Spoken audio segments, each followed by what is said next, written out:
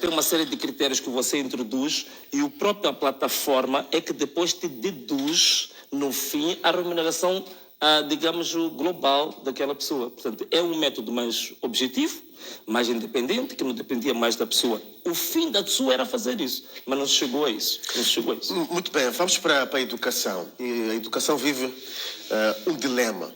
O FMI diz que o Estado gasta muito com salários. Okay. E depois a Ministra da Educação e Desenvolvimento Humano aparece a dizer que há déficit de professoras, neste caso, no país. E é por isso que temos esse barulho também de horas extras, porque os professores têm que trabalhar praticamente a dobrar para ver se corrigem a questão, neste caso, das turmas que são, em certa medida, numerosas. Como é que pensa em desbloquear essa situação? Sobretudo, tendo em conta que há um interesse nacional, que é garantir uma educação de qualidade, mas estas instituições, como o FMI, o Banco Mundial, vão impondo certos rácios para o Estado moçambicano, para o governo moçambicano. Como é que pensa em lidar com esse tipo de situações? Olha, a questão da qualidade de educação é uma matéria que eu tive o privilégio de estudar, porque sempre me questionava. Fala-se muito da qualidade, mas exatamente o que é a qualidade de educação? E realmente encontrei uma situação muito preocupante. A qualidade da aprendizagem em qualquer sistema de educação, ela deve ser avaliada anualmente. Moçambique, desde que introduziu o Sistema Nacional de Educação na década de 80, só existem 3 estudos sobre a qualidade da aprendizagem. 2 estudos foram feitos pelo Instituto Nacional de Desenvolvimento de Educação e um estudo que foi feito por uma organização da África Austral que se chama SACMEC.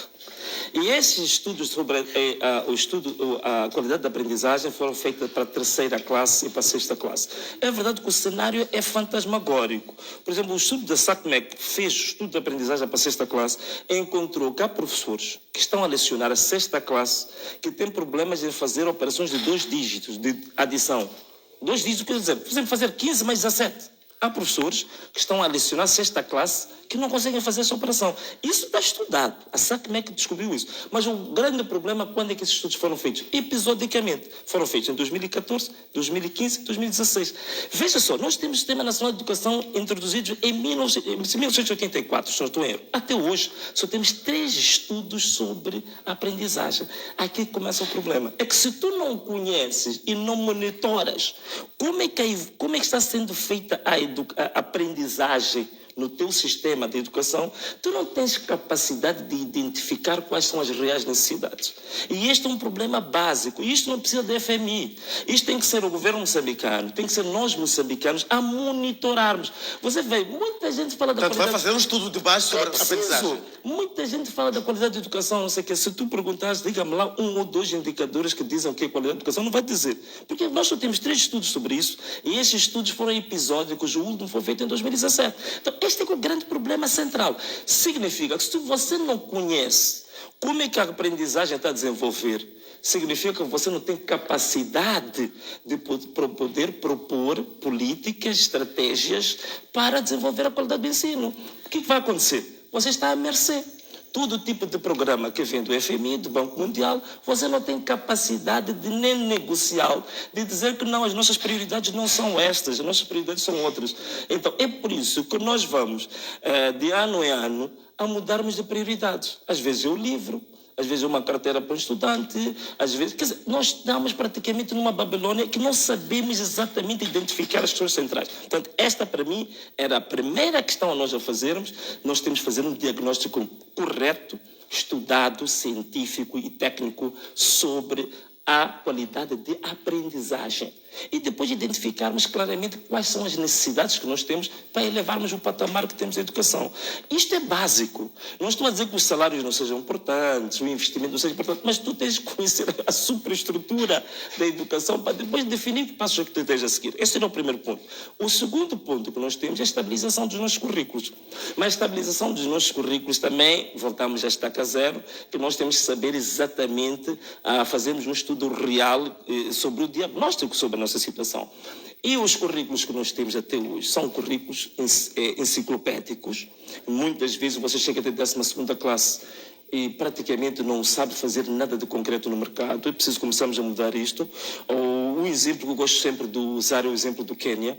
Portanto, o Quênia definiu, por exemplo, que o turismo é um dos maiores patrimónios do Estado.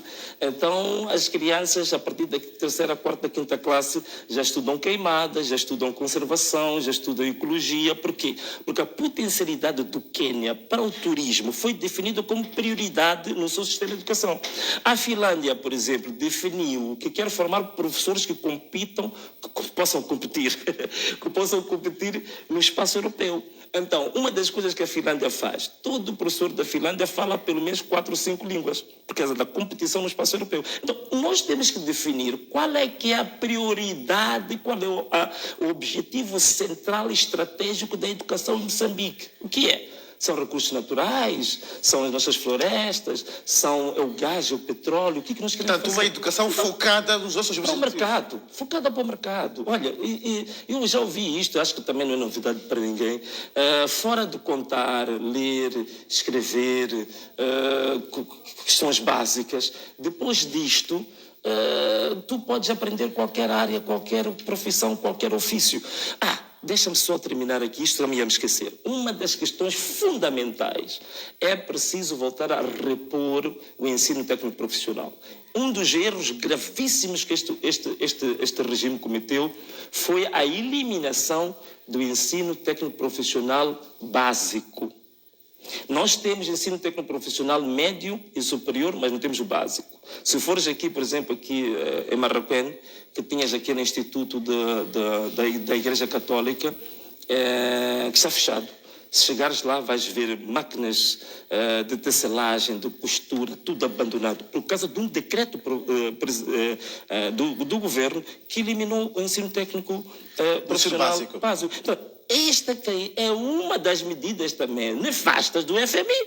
Portanto, nós eliminamos isso. Mas é a coisa que a gente mais precisa em Moçambique. Nós precisamos de formação básica em eletricidade. Já está a ir ao encontro da minha pergunta. Como é que vai lidar com essas instituições contributos ou internacionais? É eletrónico. Não, a questão é o seguinte. Eu entendo as dificuldades naturais que a gente tem uma vez aderido às instituições de Bretton Woods. A gente tem. Mas, logicamente, que se nós tivermos conosco ferramentas e propostas concretas, nós estamos em melhor capacidade de ir à mesa de negociações. Não ir à mesa de negociações, por exemplo, como as negociações que foram feitas para constituirmos o Conselho Constitucional, a CNE, que depois levaram à tragédia que nós temos hoje. Não é?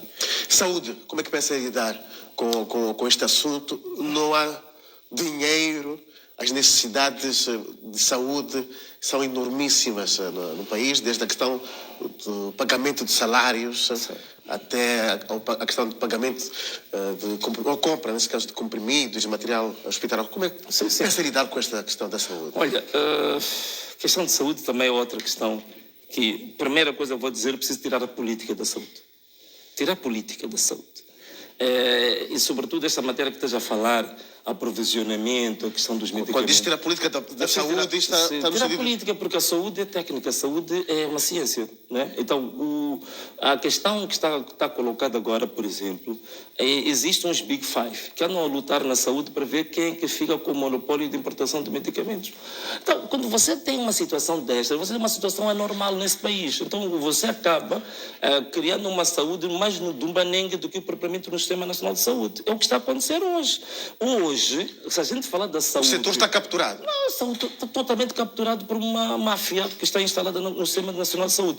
É por isso, por exemplo, se fores a ver, a área da saúde, por exemplo, que a gente diz que não há dinheiro, mas se fores a acompanhar os relatórios de execução orçamental, vais ver que é uma das áreas que nunca se executa o orçamento a 100%. Quer dizer, não há capacidade nenhuma de gestão. Quer dizer, colocou-se a saúde numa situação de incompetência total e completa e virou apenas uma bolsa de negócios. Então, o sistema está totalmente escangalhado. Não há exatamente uma abordagem correta do que tem que ser feito. E o que Venâncio Mondlane pensa em fazer com este sistema escangalhado? Uma das coisas que tem que ser feita em relação à saúde, primeiro, naturalmente, é aquilo que eu estava a dizer. É preciso retirar a política da saúde.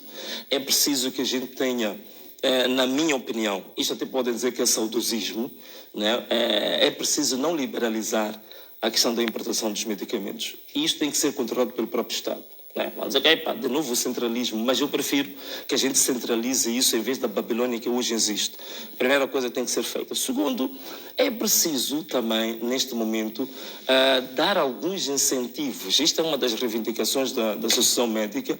É preciso dar incentivos reais para a expansão do sistema de saúde, sobretudo os médicos pelo país todo, pelo território nacional. Não faz sentido. A gente diz que tem falta de médicos, temos cerca de 300 médicos desempregados. Mas o país tem falta de médicos. Não há médicos fora das vilas, cidades e nas capitais. Mas tens aí cerca de 300, 400 médicos que estão desempregados. Então, por quê? Por falta de incentivos. Não há incentivos corretos, digamos, diretos para estes médicos. Portanto, é preciso criar uma série de incentivos para nós expandirmos o sistema de saúde para todo o território nacional. É preciso centralizar o processo da importação dos medicamentos pelo próprio Estado. É preciso que o Estado controle e tenha, digamos assim, avaliação de qualidade permanente sobre os medicamentos. É necessário também, naturalmente, virar os nossos hospitais, não só apenas como hospitais para prestar serviço de saúde, mas os hospitais também têm que ter uma forte componente de investigação. Hoje em dia, um pouco pelo mundo, se você for a ver, a qualidade do serviço prestado na saúde está sempre acompanhada da qualidade de investigação que os grandes hospitais fazem. E nós não temos isto. O nosso sistema de saúde presta serviços, mas não tem um sistema de investigação muito aprofundada sobre essas matérias. Eu penso que estes são alguns dos elementos que podem ajudar a gente a ter um As sistema de saúde. instituições de ensino não são bastantes para fazer este tipo Não, de investigação? não. Temos o Instituto Nacional de Saúde também que faz investigações. Não. Hoje há aquilo que se chama de... então, há um termo correto, há um termo próprio, espero não me estar a enganar tecnicamente, que são hospitais universitários. Quer dizer, tu tens um hospital que tem uma componente de pesquisa permanente no hospital. Nós não temos isso. Olha, os nossos grandes hospitais, nós não temos essa componente. Não temos isso. Agricultura. Como é que pensa em colocar comida no prato dos moçambicanos caso seja eleito presidente da República? Olha, o que vou dizer em relação à agricultura vai começar não na agricultura, fora da agricultura. A nossa grande, digamos assim, coluna vertebral do nosso manifesto é a chamada descentralização financeira, descentralização fiscal. O que isto vai permitir? Vai permitir que a situação atual que nós temos, a receita fiscal, digamos assim, coletada pelo Estado, pelo Governo Central, a partir da descentralização fiscal vamos ter capacidade das receitas